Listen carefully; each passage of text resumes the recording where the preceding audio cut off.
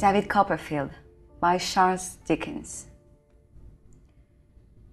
The personal history and experience of David Copperfield the Younger. Chapter 1. I am born.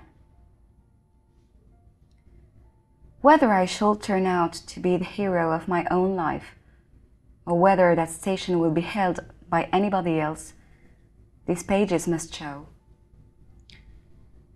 To begin my life with the beginning of my life, I record that I was born, as I have been informed and believe, on a Friday, at 12 o'clock at night. It was remarked that the clock began to strike, and I began to cry simultaneously. In consideration of the day and hour of my birth, it was declared by the nurse and by some sage women in the neighborhood who had taken a lively interest in my several months before there was any possibility of our becoming personally acquainted, first, that I was destined to be unlucky in life, and secondly, that I was privileged to see ghosts and spirits. Both these gifts, inevitably attaching, as they believed, to all unlucky infants of either gender born towards the small hours on a Friday night. I need say nothing here on the first head, because nothing can show better than my history whether that prediction was verified or falsified by the result. I need say nothing here on the first head, because nothing can show better than my history whether that prediction was verified or falsified by the result. On the second branch of the question, I will only remark that unless I ran through that part of my inheritance while I was still a baby, I have not come into it yet. But I do not all complain of having been kept out of this property, and if anybody else should be in the present enjoyment of it, he is heartily welcome to keep it. I was born with a coal, which was advertised for sale in the newspaper at the low price of 15 guineas. Whether seagoing people were short of money about that time, or were short of faith and preferred cord jackets, I don't know.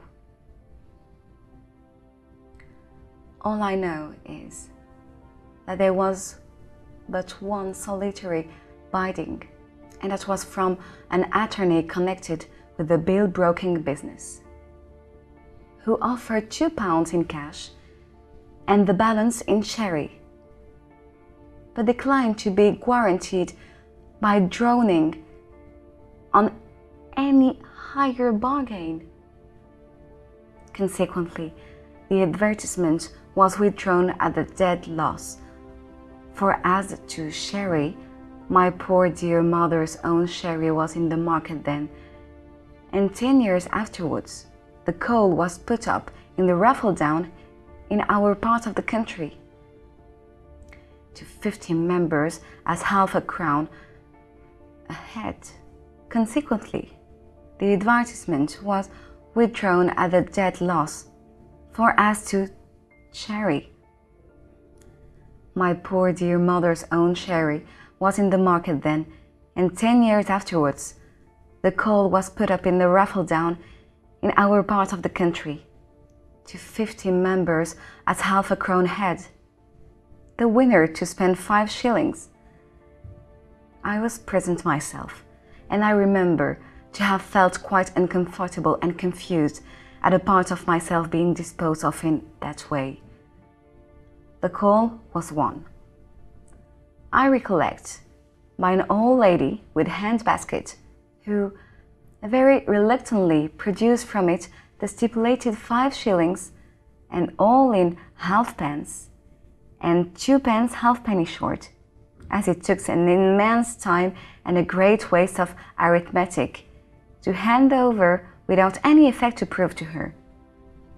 It is a fact which will be long remembered as remarkable down there, that she was never drowned, but died triumphantly in bed at 92.